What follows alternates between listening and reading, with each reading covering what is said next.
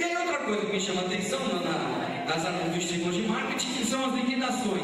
Aí eu adoro liquidação. Liquidação é tudo de bom, né? Você nunca encontra o seu tamanho, a cor, então você compra de qualquer coisa que você vê na frente. Tá barato, muito certo, eu vou emagrecer. Ai, tá muito largo, eu vou engordar.